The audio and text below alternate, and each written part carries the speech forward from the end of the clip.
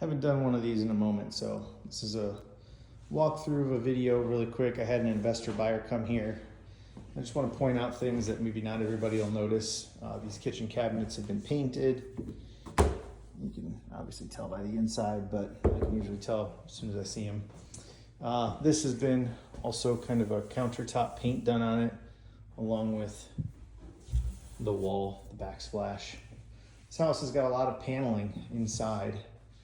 I like these old vents. I mean, they're not practical, but they, especially when they work, it's pretty cool. Vintage stuff. These floors would look amazing if they were refinished.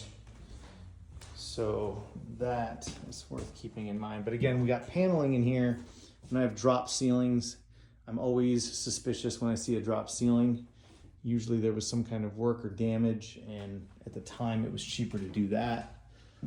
So I'm always really curious, but that would be an inspection item. Paneling on the walls again, not really worth it to replace them for the rental that he wants. But this is a 1940s 2-bedroom ranch. Closets are in the 40s, about that size for the most part. And then in here you have, on the surface it might look decent, and it's not bad, I've seen worse.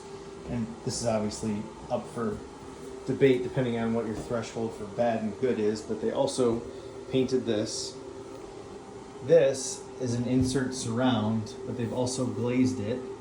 Part of the way I can tell is because there's some screw holes there. And then there used to be a slider door here. This is what we were talking about. They put this here where it's got some hinges. It's supposed to pivot in and out, but they caulked it so that it stays like that with an attempt to make it look a little bit more modern.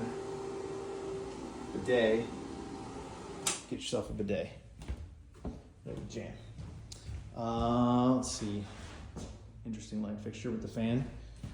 You should do what you can when you can. And then in the basement, this is the reason my investor was not interested.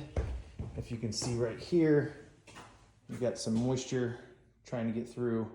I looked on the outside, and you can see that there's just poor water management over here. Floors, I see this often. They're likely to be asbestos tiles that have been painted over. I'll turn off my flashlight. This is the cheapest, easiest way to deal with the asbestos floor problem.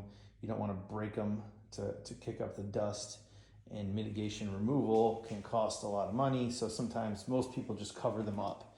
But when I'm looking at these houses, the other thing that I'm looking for anytime is for wood. I'm looking for wood, and I'm looking for moisture stains on wood. I already know that there was a flood here, but just to confirm that. But also, over here we've got, well, while we're at it, this is a Pushmatic panel. These are known to be a fire hazard. They were recalled. So usually we would advise that these get replaced. This door here is something else I noticed. There is mold all over this door. So this basement was probably pretty rough when they first got the place, and then they went through and did a lot of painting. You can see there's a lot of moisture trying to get through still. They did a lot of painting covering it up, but they forgot to clean the door. So there was clear evidence of a massive mold situation at some point. But we've got a new water heater. We've got a probably 1970s humidifier for the furnace. And the furnace is actually a little bit more updated. All told, wasn't for my investor, but my job is just to point out all these things so he knows what he's getting himself into.